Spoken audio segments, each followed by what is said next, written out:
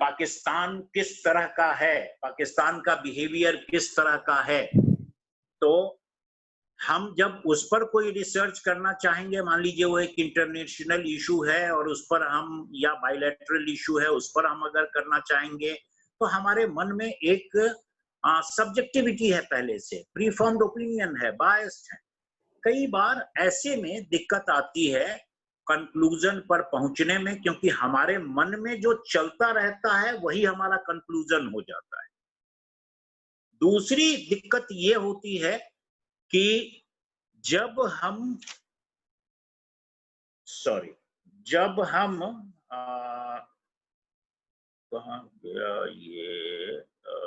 हाँ, yes, obtaining objectivity in research.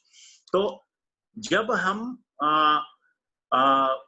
कोई तय करते हैं ऑब्जेक्टिविटी, उसमें कई बार हमारे पास जो सेकेंडरी डेटा है, वो सेकेंडरी डेटा इस तरह का मिलता है जिसमें सारा कुछ एक लाइन पर है, सारा कुछ एक तरह का है।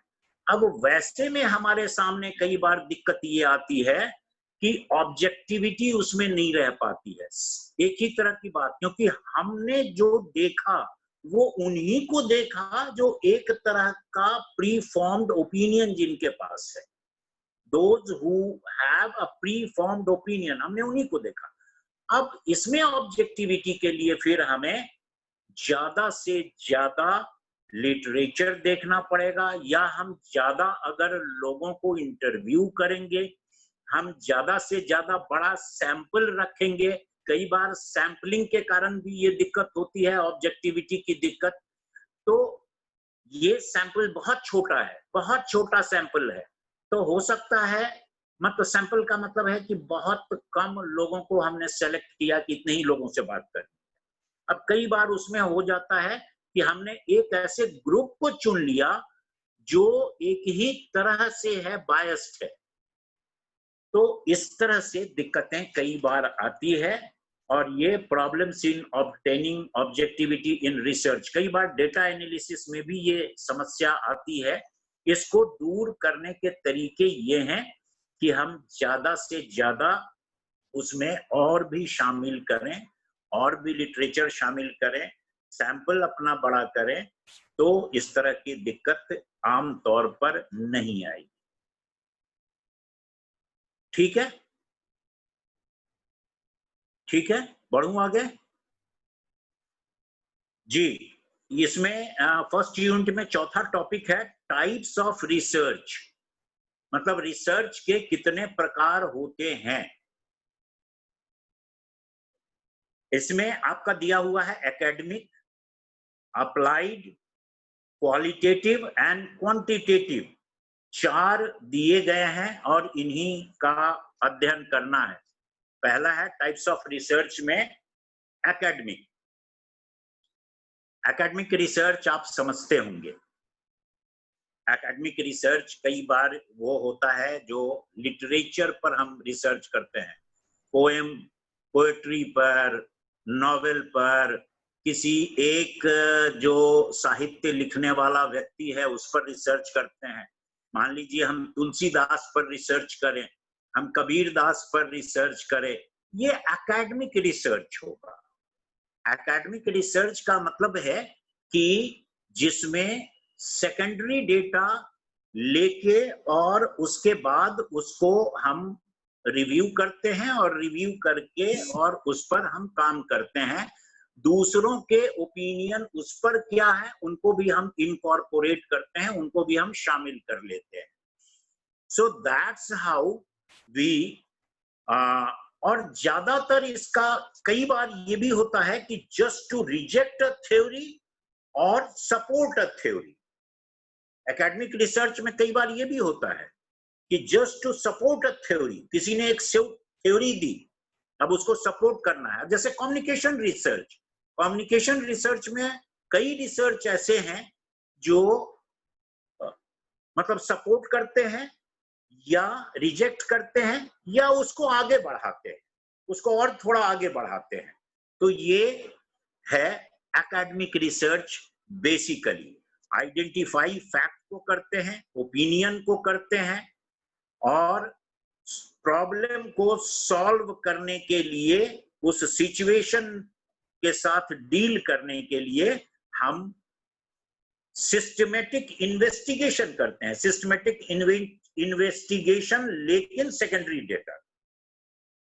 तो ये एकेडमिक रिसर्च है, इस टाइप का है। अप्लाइड रिसर्च दूसरा है आपका, अप्लाइड रिसर्च। अप्लाइड रिसर्च कोई बताना चाहेगा या मैं एक्सप्लेन करूं, या कोई सवाल पूछना है आपको, या इस पर बात नहीं करनी है तो मैं आगे बढ़ूं, जैसा भी आप चाहें।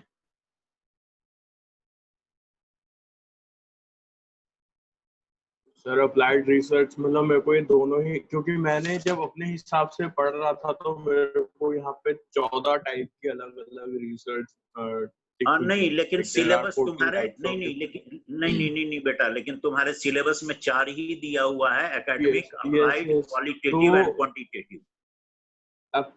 मेरे को अप्लाइड एकेडमिक रिसर्च मिल गई थी, बट अप्लाइड रिसर्च बस इसके अंदर तीन मिल गई थी, एकेडमिक, क्वालिटेटिव, क्वांटिटेटिव।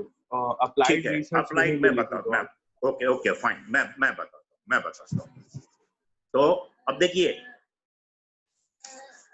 मान लीजिए रूरल एरिया में, हमारा टॉपिक है रूरल एरिया में जॉब कैसे क्रिएट किया जाए। अभी मान लीजिए एक टॉपिक हम सोचते हैं, जैसे अभी आपने देखा होगा श्रमिक भागे, यहाँ से श्रमिक यहाँ से भागे, दिल्ली से, महाराष्ट्र से, और भाग भाग के बिहार, यूपी, बंगाल, जहां के भी थे वो वहां पहुंच गए, और भी पंजाब से भी गए थे कुछ, तो जगह जगह, राजस्थान से भी गए थे, तो जगह अपनी जगह पे पड़ गए।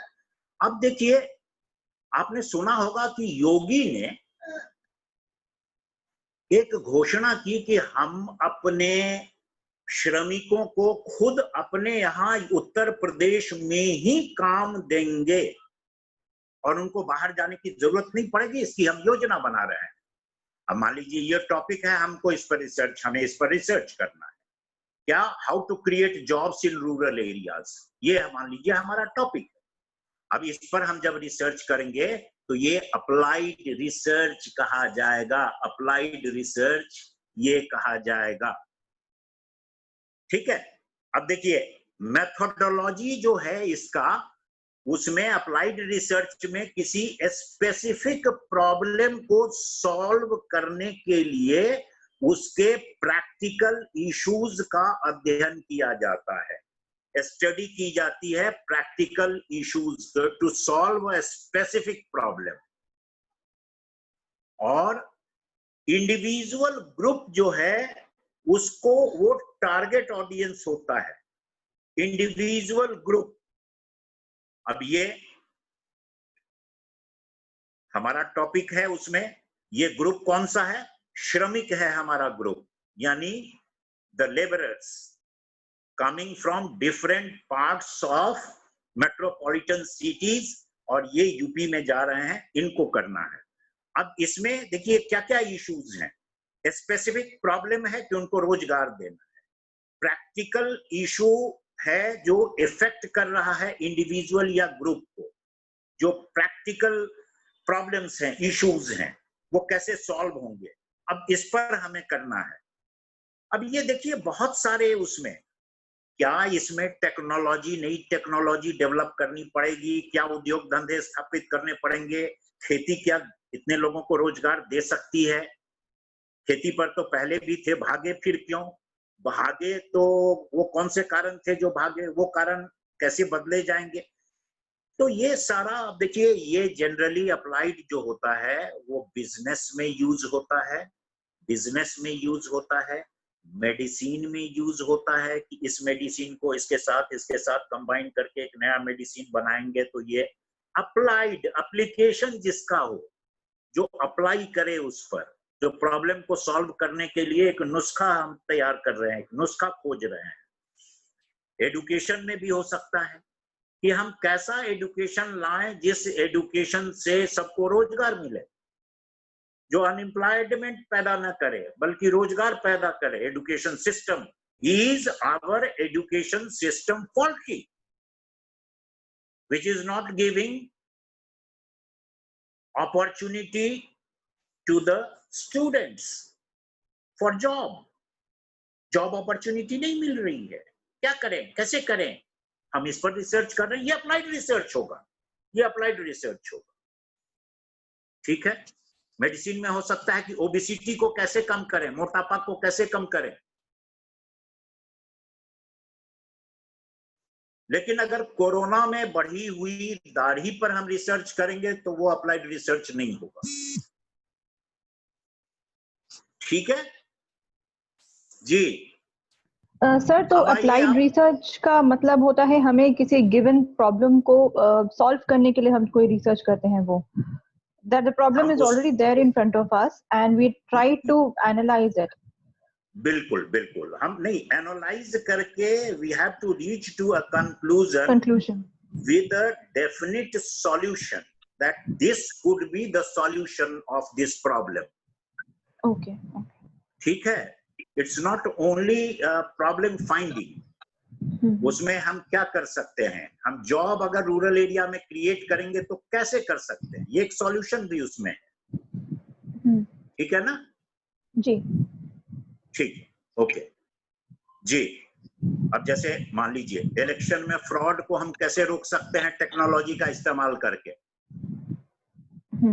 इलेक्शन में फ्रॉड को टेक्नोलॉजी का इस्तेमाल करके हम कैसे कर सकते हैं। ईवीएम को में क्या गड़बड़ी है और क्या ईवीएम को दुरुस्त करके ऐसा किया जा सकता है वीवीपैट करके, और फिर वो कोई दिक्कत ही नहीं रहे, पूरा ट्रांसपेरेंट हो जाए। इस पर रिसर्च हो सकता है, टेक्नोलॉजी रिलेटेड रिसर्च हो सकता है। ये भी अप्लाइड रिसर्च माना जाएगा, ये भी अप्लाइड रिसर्च होगा। ठीक है जी जी। अब ये आइए आप क्वांटिटेटिव रिसर्च। क्वांटिटेटिव रिसर्च आप लोगों को क्लियर है क्वांटिटेटिव रिसर्च, या मुझे डिस्कस करना है? आप बताते चलें तो फिर मैं आगे, क्योंकि समय आज कम होगा हम लोगों के पास। आज के लिए एक क्लास है आपकी, तो अगर आपको पता है तो मैं आगे बढ़ूं, नहीं तो बात इस पर करूं।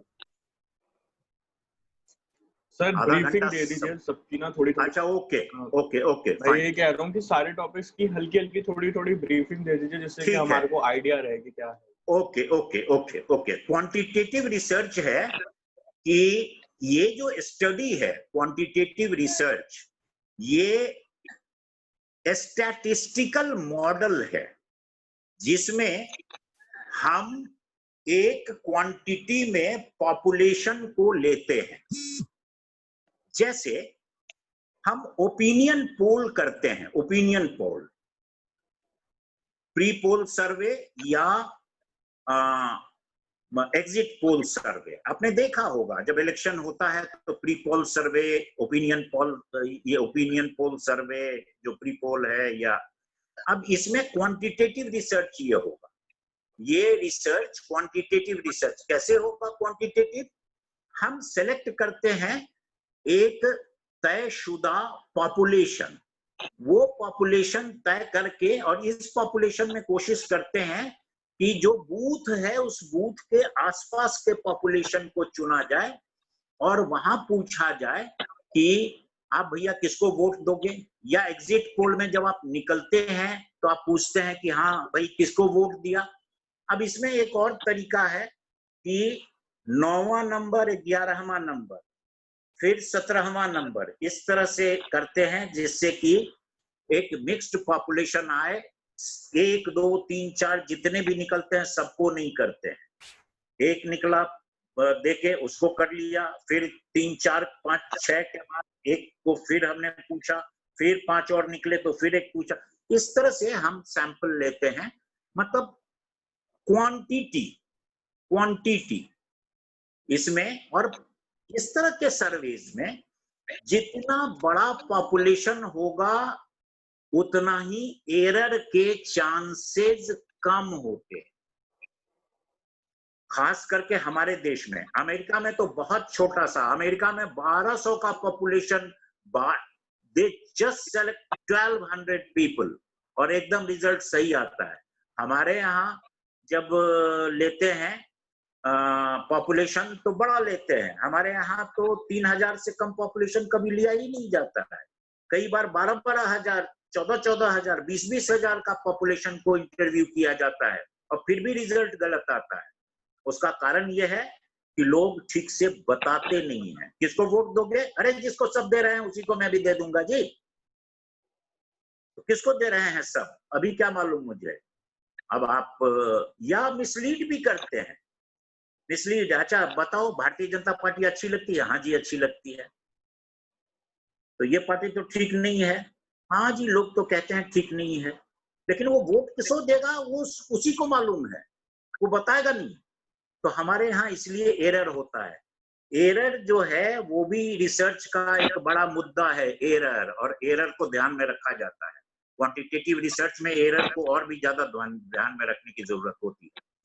तो ये स्टैटिस्टिकल मॉडल है, ये स्टैटिस्टिक्स पर आप करते हैं, यानी संख्या के आधार पर आप करते हैं। स्टैटिस्टिकल डेटा आपके पास होता है, उसको एनालाइज करते हैं, वही क्वांटिटेटिव रिसर्च। क्वालिटेटिव जो है, क्वालिटेटिव का मतलब है हिंदी में उसको कहेंगे तो गुणात्मक, यानी गुण के आधार पर, गुण के आधार पर। तो इम्फेसिस इसमें न्यूमेरिकल डेटा पर इम्फेसिस नहीं होता है, इसमें टेक्सचुअल डेटा पर इम्फेसिस होता है। टेक्सचुअल डेटा आप देखते हैं और इंटेंसिव इंक्वायरी की जरूरत पड़ती है इवेंट के बारे में। कोई भी इवेंट है या कोई इंडिविजुअल है, उसको आपको पूरी तरह से इंक्वायर करना पड़ता है, क्वेश्चनेयर बना के करना पड़ता है, इंडिविजुअल को पूछना पड़ता है। तो ये कम्युनिकेशन में भी है, सोशल भी है, इंडिविजुअल भी है, इवेंट में भी किया जाता है। लेकिन जैसे मान लीजिए कि आप पूछ रहे हैं सवाल, तो क्वेश्चनेयर आपने कैसे बनाया, उस क्वेश्चनेयर पर बहुत डिपेंड करता है कि किस तरह का रिजल्ट आपको मिलेगा। तो उसमें बहुत सावधानी बरतनी पड़ती है। अब जैसे मान लीजिए आपको ये पता करना है कि महिलाओं में और पुरुष में कौन किस चीज को पसंद करता है। मान लीजिए सेक्सुअल आधार पर आप इसको कर रहे हैं, मेल और फीमेल। अब ये क्या होगा? क्वालिटेटिव होगा। इसी तरह से आपको बहुत सारी चीजों को उसमें नजरअंदाज नहीं करना पड़ेगा। जैसे आप उसमें जब ये करेंगे, लिखेंगे, एक फॉर्मेट आप तय करेंगे, तो अब जैसे एक उदाहरण मैं आपको देता हूं, एक उदाहरण देता हूं, उससे आपको समझने में थोड़ा सा आसानी होगी। जैसे मान लीजिए किसी टीचर ने पूरे क्लास को एक एसे दिया कि ये एसे लिखो, लेकिन जब एसे लिखा उसने, तो पूरे क्लास का जो वो होगा, वो स्कोर पर नहीं होगा कि इतना स्कोर है, बल्कि अगर हम उसको एसेस करेंगे, स्पेलिंग की दिक्कत कितने को हुई, ग्रामेटिकल मिस्टेक कितने हैं, पंक्चुएशन के मिस्टेक्स कितने हैं, तो हम एक तरह से उसकी भाषा पर कर रहे हैं कि उसकी भाषा जो है उसकी क्वालिटी कैसी है। स्पेलिंग देख रहे हैं, ग्रामर देख रहे हैं, पंक्चुएशन देख रहे हैं। अब हमने लिखवाया है एसे, तो एसे पर हम नहीं दे रहे हैं स्कोर, हम दे रहे हैं इन सारी चीजों पर। अब भाषा पर वो हो गया, इसलिए ये क्वालिटेटिव होगा। अब मान लीजिए ऑर्गेनाइजेशन छोड़ के जब जाते हैं तो आप उनसे एक फॉर्म भरवाते हैं। कई लोग ऑर्गेनाइजेशन छोड़ के जा रहे हैं और आपको ये सोचना है कि मेरा ऑर्गेनाइजेशन कोई क्यों छोड़ता है, इस पर आपको करना है।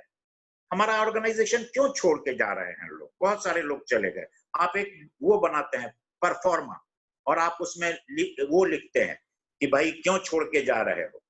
तो क्वेश्चनेयर हम एक बनाते हैं और उसमें लिखते हैं कि किस तरह का, जैसे ऑर्डिनल डेटा हम एक बनाते हैं जिसमें हम लिख देते हैं कि आपका एक्सपीरियंस कैसा रहा ऑर्गेनाइजेशन के प्रति, very good, great, bad, very bad, और उसके आधार पर आप एक निष्कर्ष निकालते हैं कि हमारे इसको रेटिंग कितनी मिली जो लोग ऑर्गेनाइजेशन छोड़ के जा रहे हैं। अब ये जो है ये क्वालिटेटिव टाइप हुआ इसका आपका, ये क्वालिटेटिव टाइप हुआ आपका वो रिसर्च का, ठीक है। और क्वांटिटेटिव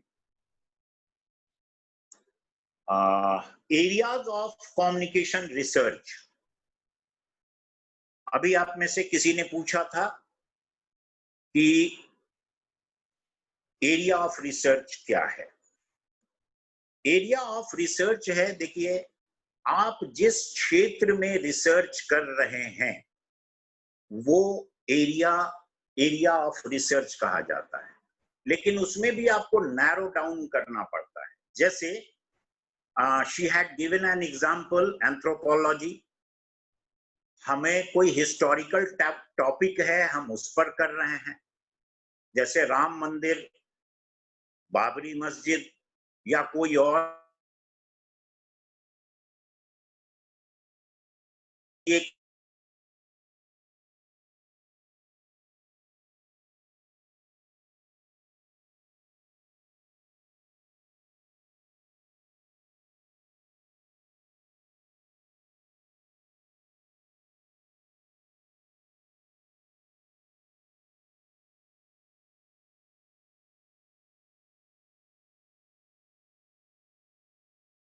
एरिया जो हो गई वो हिस्ट्री हो गई, एंथ्रोपोलॉजी हो गई, सोशल हो गई, किसी सोशल इशू पर करते हैं तो।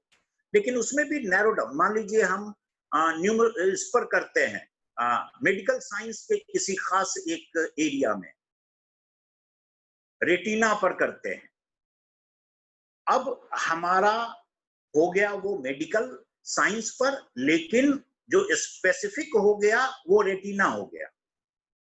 तो इस तरह से इसको एरिया कहते हैं कि हमारे रिसर्च का एरिया क्या है। जब मास कम्युनिकेशन की बात आएगी तो उसमें एरिया कई हो सकता है।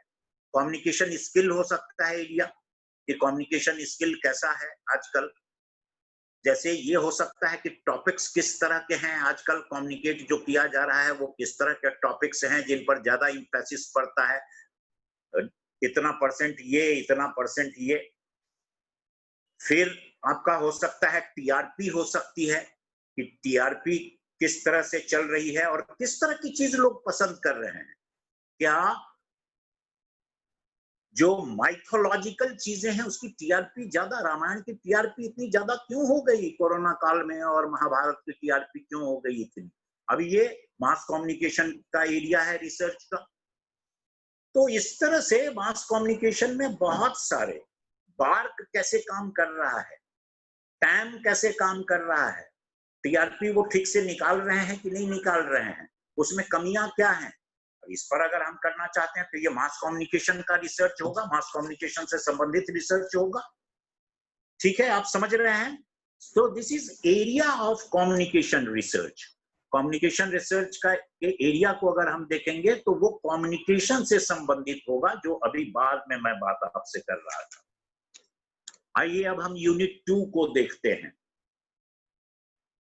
असल में पूरे सिलेबस के लिए एक क्लास बहुत कम है, मुझे ऐसा लग रहा है अभी, मतलब पहले ऐसा मुझे नहीं लग रहा था, लेकिन अभी लग रहा है कि शायद कम है।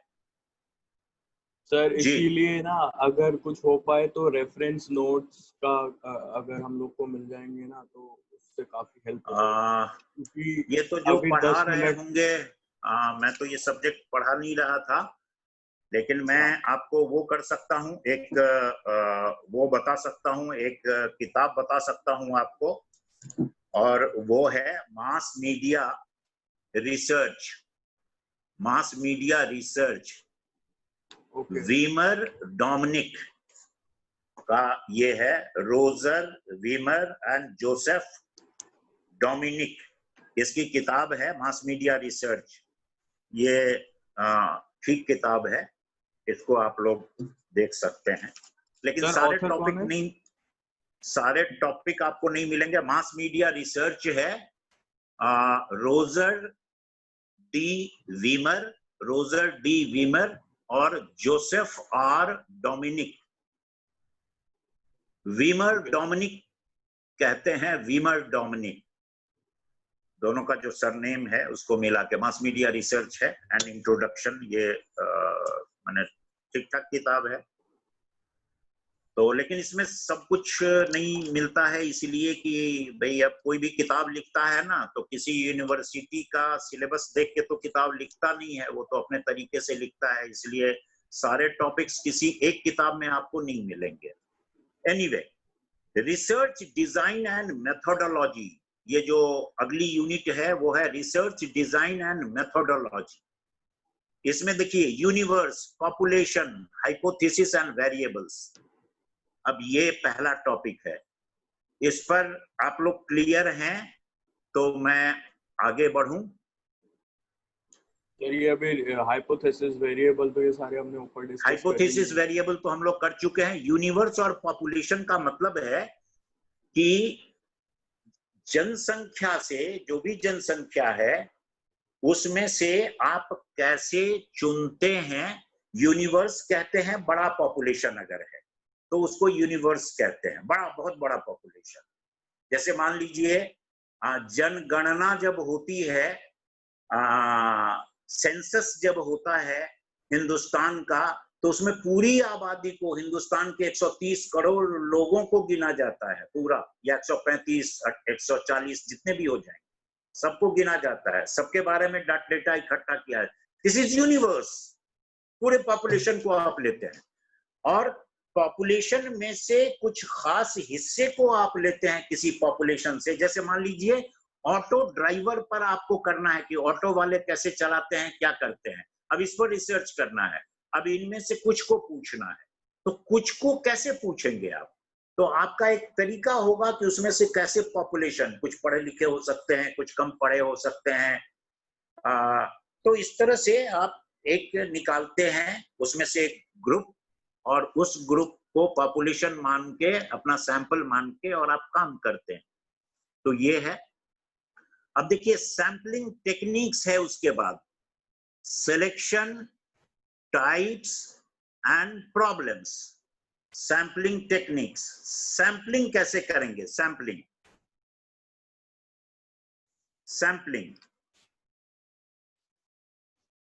ठीक है। सैंपलिंग में दो तरीके हैं। एक जो सबसे ज्यादा प्रचलन में है और जिसको लोग लेते हैं उसको कहते हैं random sampling. Random sampling, RANDOM, random sampling. Random sampling, random sampling में भी बहुत सारे टाइप्स, सब टाइप्स हैं, बहुत सारे। और दूसरा है नॉन रैंडम, तो मतलब जिसको सिस्टमेटिक सैंपलिंग भी कई बार कहते हैं। हालांकि सिस्टमेटिक अपने आप में एक प्रकार है, लेकिन सिस्टमेटिक सैंपलिंग भी है, एक रैंडम सैंपलिंग। अब रैंडम में कई प्रकार हैं। एक है simple random sampling. Simple random sampling, इसमें आप selection of data, this is done in such a way that each event gets equal chance for selection. Simple random sampling है, जैसे मान लीजिए आपको 100 लोगों में से 25 लोगों को ही अपना सैंपल बनाना है। 100 लोग हैं उसमें, या 1000 है, 1000 में सिर्फ 100 को आपको या 50 को सैंपल बनाना है। आप क्या करेंगे? 1000 पर्ची डाल देंगे, एक ड्रम में डाल दिया आपने या बाल्टी में डाल दिया, पर्ची डाल दी सबका नाम लिख के, और उसमें से 50 पर्ची निकाल ली। अब ये सिंपल रैंडम सैंपलिंग हो गई। सिंपल रैंडम सैंपलिंग, बहुत सामान्य ढंग से पर्ची निकाल लिया आपने और कहा बस यही सैंपल है, इसी के आधार पर हम अपना जो भी रिसर्च करना है, इसी से जो पूछना है, जो भी करना है, हम इसी से करें। वो इंडिविजुअल हो सकता है, कोई इवेंट हो सकता है, उसमें इंडिविजुअल से पूछना है। दूसरा है रैंडम सैंपलिंग का स्ट्रैटिफाइड। स्ट्रैटिफाइड, अब इसमें पॉपुलेशन को अलग अलग स्ट्रेटा में बांट देते हैं, डिवाइड कर देते हैं, ठीक है। और उसमें से फिर हम एक ग्रुप बनाते हैं। जैसे मान लीजिए, एग्जाम्पल के रूप में बता रहा हूं जिससे आपको समझने में सुविधा होगी। Stratified random sampling rural youth है, तो रूरल यूथ को आपको करना है, तो इसमें से आपने स्टूडेंट यूथ चुना, कुछ जो स्टूडेंट हैं, जो पढ़ने लिखने वाले हैं, कुछ हैं जो पढ़ते वढ़ते नहीं है, रूरल एरिया में है, भैंस चराते हैं, गाय चराते हैं, स्कूल नहीं जाते हैं, नहीं पढ़ते वढ़ते नहीं है, स्टूडेंट नहीं है, तो इस तरह का है। इसमें पुअर है, पुअर यूथ हैं, लेकिन उसमें जो बहुत गरीब हैं, जो थोड़ा सा ठीक हैं, जो मतलब उसमें कुछ पैसे वाले हैं, इकोनॉमिकली ठीक हैं। अब इस तरह से आप अगर बनाते हैं एक, तो अलग अलग स्ट्रेटा आपने बनाया, अलग अलग ग्रुप्स आपने बनाए, और हर मतलब पूरे पॉपुलेशन से आपने अलग अलग क्लासिफाई करके चुना। यूथ को ही करना है, लेकिन यूथ में भी आपने क्लासिफिकेशन किया, पढ़ने वाले यूथ, नहीं पढ़ने वाले यूथ, पैसे वाले यूथ, गरीब यूथ, और सो ऑन। अब ये चुन के और फिर आप अपना करते हैं। अब आपका हो गया, इतने ग्रुप हो गए, इतना स्ट्रेटा हो गया, और फिर इसके साथ आपने शुरू किया। अब देखिए, मान लीजिए किसी इंडस्ट्री में आपको करना है, इंडस्ट्री में करना है तो मैनेजर का अलग आपको करना है, सुपरवाइजर का अलग करना है, स्किल्ड वर्कर का अलग करना है, नॉन अनस्किल्ड वर्कर का अलग करना है। तो इस तरह से आपने फिर ये ग्रुप बनाए। अब सबको जब सारा सैंपल को अलग अलग आपको करना पड़ेगा, हर ग्रुप को अलग अलग आपको करना पड़ेगा, और उसके बाद फिर सबको रिजल्ट जो आएगा वो सेपरेटली आएगा, फिर सबका मिक्स होगा, लेकिन पहले सेपरेटली आएगा, अलग अलग। जैसे अनस्किल्ड वर्कर क्या कहते हैं इस बारे में, ये जो टॉपिक है आपका, और स्किल्ड वर्कर क्या कहते हैं, तो स्किल्ड का अलग आएगा, उसका अलग आएगा, ठीक है। अब इसमें है cluster sampling. Cluster sampling, cluster sampling है जिसमें एक एरिया को, एक क्लस्टर को आप चुनते हैं और वहां से अपना उसको आप यूनिट बनाते हैं। सिंगल इंडिविजुअल के बदले एक क्लस्टर को बनाते हैं, एक कम्युनिटी को। जैसे मान लीजिए कम्युनिटी को आपने तय कर लिया, ये कम्युनिटी है, इस पर हमें रिसर्च करना है। अब वो जो हुआ क्लस्टर है, इंडिविजुअल नहीं है वो। तो ये जो क्लस्टर है, मतलब एरिया, एक एरिया, उस एरिया को लेके आप करते हैं कुछ भी, तो उसमें से जो यूनिट्स आप चुनते हैं उस पर करते हैं, ये क्लस्टर सैंपलिंग है। इसी तरह से सिस्टमेटिक सैंपलिंग है। तो स्ट्रेटिफाइड और क्लस्टर सैंपलिंग, इन दोनों को जब मिला के आप बात करते हैं, इसको कंबाइन कर देते हैं, तो ये सिस्टमेटिक सैंपलिंग हो जाती है। मतलब आपने क्लस्टर भी चुना और उसमें आपने स्ट्रेटिफाइड, माने जो अलग अलग ग्रुप्स बनाए आपने, जो मैंने कहा यूथ है तो पढ़ा लिखा है, नहीं बेपढ़ है, पुअर है, तो दोनों को जब आपने कंबाइन कर दिया तो फिर वो हो गया सिस्टमैटिक सैंपलिंग, ठीक है। किसी को कोई संदेह, किसी को भी एनीथिंग? नो सर, यहाँ तक बिल्कुल क्लियर है, यहाँ तक बिल्कुल एनी कम्युनिकेशन। चलिए, अब सैंपलिंग एरर भी होता है कि इसको भी ध्यान में रखना चाहिए। हालांकि आपके सिलेबस में लिखा हुआ नहीं है सैंपलिंग एरर, लेकिन मैं आपको बता देता हूँ सैंपलिंग एरर कहाँ कहाँ होता है, और जिसका असर आपके रिजल्ट पर पड़ता है। जब आप डेटा एनालाइज करेंगे तो आपका